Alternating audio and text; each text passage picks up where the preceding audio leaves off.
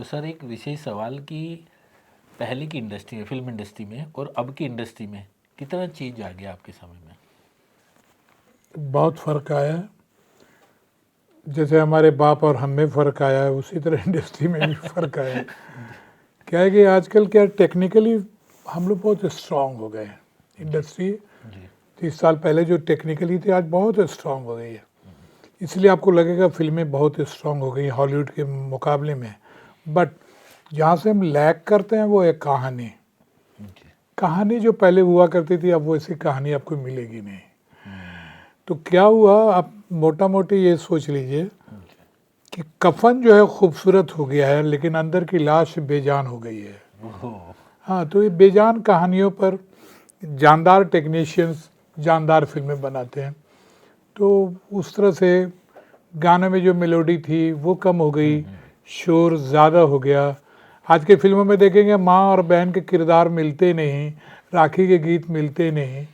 तो अब ले दे के सेक्स, एक्शन, ये सारी चीज़ें हो गई हैं। तो एक बहुत बड़ी तब्दीली है ये।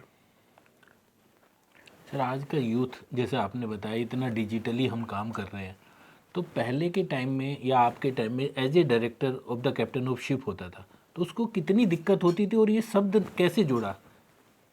हुआ ये कि पहले भी फिल्में 6 महीने 9 महीने में बन के रिलीज होती थी। आज भी वही है, टाइम वही लगता है। जी हाँ, डिजिटल होने से ये हुआ कि आसानियाँ हो गई डायरेक्टर को, लेकिन जो टाइम है आज भी 2.5-3 साल लग जाता है इतना डिजिटल होने के बावजूद भी। और दूसरी बात है कि रही सेक्स और एक्शन की बात, तो आजकल के जो जवान है 1-2 बच्चे पैदा करते हैं, पहले वाले तो 7-8 बच्चे पैदा करते थे। तो सेक्स भी पहले था, लेकिन उस टाइम में मर्यादा थी, जी जी संस्कार था कि हम किस देश के वासी हैं। 45 साल में 50 साल में औरतें मंदिर जाती हुई नजर आती थीं, अब 45-50 साल में जीन पैंट पहन के घूमती हुई बुढ़ियाएँ नजर आती हैं। तो ये संस्कार बदल गया है और वो फीलिंग हमारे ख़त्म हो गया कि हम कितने हिंदुस्तानी हैं और हमारा क्या सभ्यता है। अब सिर्फ रह गया खेल पैसे का। पहले फिल्में बनती थी तो एक मकसद होता था कि इसका मकसद क्या है, जी विधवा के प्रॉब्लम है या ज़मीन का प्रॉब्लम है। अब कोई प्रॉब्लम पे फिल्म नहीं बनती, अब बनती है कि हम कौन सा सब्जेक्ट चुने जिसमें हमको पैसे आए, कंट्रोवर्शियल हो, बातें हो, हम पैसे कमाएं। तो ये जो फिल्म जो है, जी माने एक तरह से यूँ समझो कि सामाजिक स्तर से नीचे उतर कर अब कोठों में चला गया है। अब कोठे वालियाँ डिसाइड करते हैं, वो मेंटेलिटी डिसाइड करती है कि औरतों का कितना बदन दिखा देना है, कितना एक्शन दिखा, हमको माल आए। तो ये जो कॉन्सेप्ट है ये पहले नहीं था। और रही डायरेक्टर के कैप्टन होने की बात, जी तो इसीलिए कहा जाता है कि डायरेक्टर एक ऐसा पोस्ट है जिसको राइटिंग भी, म्यूज़िक भी, एडिटिंग भी, कैमरा, सबके ऊपर वो डोमिनेट करता है। तो जब सबके ऊपर डोमिनेट करता है इसलिए उसे कैप्टन कहा जाता है, और वो है भी कैप्टन। और वैसे सर ऐसा देखा जाता है, आपके एक्सपीरियंस से पूछ रहे हैं कि जब भी कोई फिल्म शुरू होती है तो ऐसी ऐसी प्रॉब्लम्स सामने आती है जो डायरेक्टर उसको बड़े स्मूथ से कोशिश करता है कि प्रोड्यूसर की वो समस्या मैं ले लूँ और वो फिल्म पूरी हो जाए। देखो प्रॉब्लम तो आती ही आती है ना, क्योंकि फिल्म एक आदमी की चीज़ नहीं, भले वो कैप्टन है जी लेकिन उसके अकेले से फिल्म नहीं बनती है। बनती है 100 आदमी होते हैं, फिनांसर होते हैं, प्रोड्यूसर होते हैं, एक्टर एक्ट्रेस होते हैं। तो उसमें प्रॉब्लम तो आती है, वो तो मैन काइंड है ना। तो डिफरेंस ऑफ ओपिनियन तो होता है, लेकिन उसके बावजूद चूँकि एक फिल्म में काम करना है तो फिर डिफरेंस ऑफ ओपिनियन ख़त्म हो जाते हैं, फिर हम एक जी फिल्म को कंप्लीट करते हैं। सर आपने इतनी सेटों पे इतनी फिल्मों पे काम किया है, आपको भी कभी ऐसा लगा है कि ये समस्या फंसी है और फिर अपने आपने बड़ी सूझबूझ से निकाला जो आज के डायरेक्टर के लिए सबक होगा, कोई ऐसी हाँ, घटना? वो एक होता है, एक तो पेशेंस आपको रखना पड़ता है, जी जी और दूसरा कि अपना विश्वास जमाना पड़ता है कि जैसे कि वो ये एक्टर आता है या कैमरा, उसको लगता है कि बड़ा डायरेक्टर है, अच्छा है, जी उसका विश्वास है तो उसकी बात मानता जाता है। लेकिन अक्सर नए डायरेक्टर जब आ जाते हैं, पुराने एक्टर आ जाते हैं, तो ईगो प्रॉब्लम शुरू हो जाती है, तू क्या सिखाएगा मुझे, मैं इतनी फिल्म किया हूँ। जैसे एक एग्जाम्पल आपको बता रहा हूँ जी जी जी सर कि हमारी फूल और कांटे की शूटिंग हो रही थी, जी तो मेरे को फ़ोन आया कि अमरीश पुरी सीन नहीं कर रहे हैं और अजय देवगन खड़ा है। अजय देवगन का फ़ोन आया कि सर वो सीन नहीं हो रहा, आप आइए। तो मैं गया सेट पे, तो अमरीश पुरी कहता है यार तुमने कैसा सीन लिखा है, पूरा सीन अजय देवगन बोलता है, मैं चुप हूँ। इतना बड़ा एक्टर हो के मेरे लिए एक डायलॉग नहीं लिखा गया तुमसे, पूरा का पूरा सीन वही दिया और मैं खामोशी से बैठा हूँ। हम लोग अगर मैं आपका डायलॉग लिख दूँ तो फिल्म में आप विलेन हो जाएंगे, आप विलेन होना पसंद करेंगे? बोला नहीं, मैं तो इसलिए कर रहा हूँ कि पॉजिटिव नेगेटिव रोल है। अब तो आप खामोश रहिए। जहाँ अपने पाप को आप जस्टिफाई करने लगेंगे तो आप विलेन हो जाएंगे। तो नहीं, तो फिर वो सीन शूट हुआ। अजय देवगन ने पूरा एक पेज का सीन था। और आपको याद दिलाऊं कि वो सीन था जहाँ पे वो बोलता है कि मैं आपको इसलिए माफ़ करता रहा चूँकि आप मेरे बाप हैं। ये इंटरवल का सीन है। तो आप देखिएगा, अगर मैं कमज़ोर राइटर होता, अमरीश पुरी को कन्विंस नहीं कर पाता, वो सीन ही शूट नहीं होता। तो वो होता है कि चाहने वाला करने वाला कौन है, उस पर दूसरे करने वाले की आस्था कितनी है, नहीं तो प्रॉब्लम तो क्रिएट हो जाते हैं।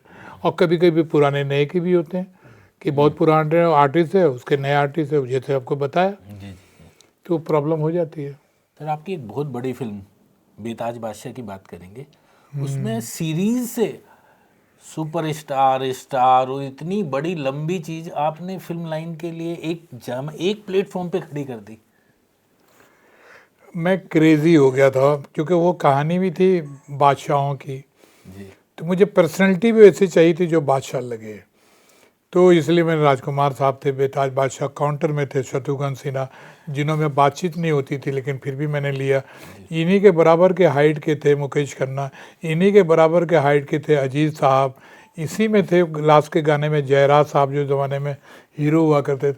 तो सारा मैंने जिनको देख करके मैं बड़ा हुआ था या फिल्म लाइन में आया, उनको मैंने लिया ताकि उनको डायरेक्ट करने का सौभाग्य मुझे प्राप्त हो। तो उसकी वजह से उलझने तो बहुत पैदा हुई, क्योंकि गीदड़ों का झुंड बना लेना आसान होता है लेकिन शेरों का झुंड बना लेना बड़ा मुश्किल होता है। लेकिन वो काम भी मैंने किया। और यही नहीं बल्कि जितने भी बादशाह हैं सब ज़्यादातर मेरे लिखे हुए हैं, बेनाम बादशाह, मुकद्दर का बादशाह, बेताज बादशाह। तो ऐसा ही हुआ। तो फिल्मों की तो छड़ी रही है। हाँ। सर जैसे आज का यूथ है वो बहुत सारी चीज़ें, इतनी ज़्यादा मीडिया की फैसिलिटीज़ हो रही है, पर एक गाइडेंस की आपको लगता है कि आज के यूथ में कमी है, या पुराने ही सुपरस्टार चले आ रहे हैं 40-50 साल से? तो नए यूथ कैसे आए सर, नए लड़के कैसे चले आ रहे हैं? नहीं, वो चल रहे हैं अपने दम पे, कोई चला नहीं रहा। इंडस्ट्री में कोई किसी पे एहसान नहीं करता। अगर एहसान करना होता तो इतने हीरो के बेटे बेटियां लॉन्च हुई, पब्लिक एहसान कर देती, नहीं किया, गायब हो गए। जनता जो है ना वो सही पहचानती है कि किसको क्या करना है। वो जिनका आप जिक्र कर रहे हैं वो लोगों को फिल्में देख रहे हैं, लोग देख रहे हैं तभी वो चल रहे हैं। एक दिन एक दफ़ा फिल्म, दो फिल्में फ्लॉप हो जाएंगे, वॉच हो जाएंगे, कोई चला नहीं रहा है। तो न्यू कमर को भी चाहिए कि हमें क्यों चलेंगे, हमें पब्लिक क्यों चलाएगी, आपके अंदर स्पेशल क्या है, वो स्पेशल चीज़ अपने अंदर पैदा करो ना। जैसे ऋतिक रोशन आया तो लगा कि उसके अच्छा डांसर नहीं है कोई, तो कोई एक चीज़ तो स्पेशल थी। अजय देवगन आया तो लगा उसके अच्छा कोई एक्शन वाला नहीं है। तो आपके अंदर क्या है जो आप चलेंगे? तो अपने अंदर खूबियाँ पैदा करो, सिर्फ जलो मत, सिर्फ कॉफ़ी हाउस में बैठ के गालियाँ मत बको, अपने आप को सजाने पे वक्त खर्च करो। दूसरे के अगर मेरे सबसे अपना अनुरोध है कि अगर आपको खूबसूरत लगना है तो पाउडर आईने पे मत लगाओ, अपने चेहरे पे लगाओ। तो अपने को खूबसूरत करो, दुनिया आएगी आपके पास। वो 40 साल चलें, आप 60 साल चलेंगे, कौन रोकता है आपको? लेकिन पब्लिक का इंटरटेन करना आपको आना चाहिए। आपने सर इतने बड़े राइटर हैं आपने एक शब्द कहा और उस शब्द का है ना कोई मीनिंग ऐसा था, अर्थ था कि मैंने सपने देखे और वो सपने पूरे हो गए, और मैंने सपनों में सपने देखे वो पूरे हो गए। तो आपकी जुबानी चुनना चाहते हैं कि ज़िंदगी को किस ढंग से और क्या मीनिंगफुल है उनके? उसके लिए फ्लैशबैक में जाओगे तो मेरा गांव जो है मिट्टी का गांव है और वहाँ लाइट नहीं थी। तो अपने अंधे गांव में मैंने कुछ सपने देखे जो पूरे हो गए। यानी राइटर बनने का सपना देखा तो पूरा हो गया। जी। फिर मेरे सपनों ने सपने देखे राइटर, डायरेक्टर और प्रोड्यूसर का, वो भी पूरे हो गए।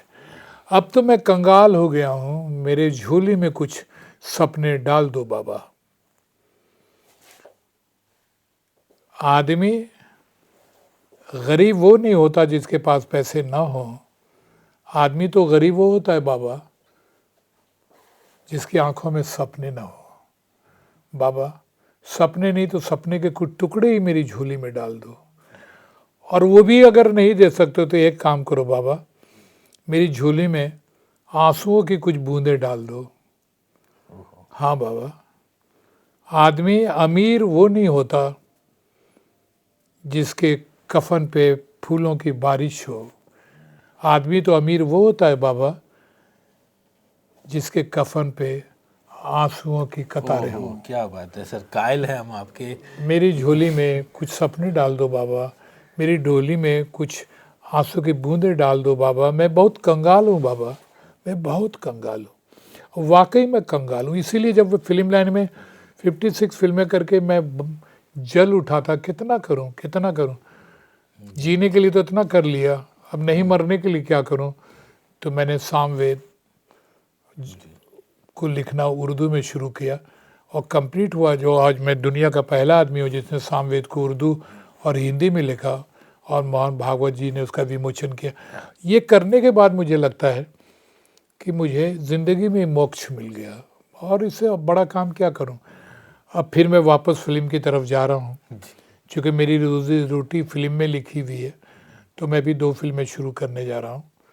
और आप लोगों की दुआएं चाहिए कि मैं आप लोगों के पास अच्छी कहानी लेकर के, अच्छा सबक लेके, अच्छा मनोरंजन लेके आऊँ और जिस तरह से मेरी फिल्मों को आपने हिट बनाया है, इसको भी हिट बनाएं। फिल्म इंडस्ट्री के तो बादशाह हैं सर, वो थोड़े दिन आउट क्या हुए उससे कोई फर्क नहीं पड़ता, जब चलना शुरू होंगे तूफान वहीं से शुरू हो जाएगा। हाँ, मेरा यकीन यही है कि पब्लिक वो नहीं देखती, इश्क उम्र नहीं देखती ना, इश्क माल देखती है कितना है। तो मेरा माल कितना अच्छा होगा। अच्छा दूंगा तो बस हो गया।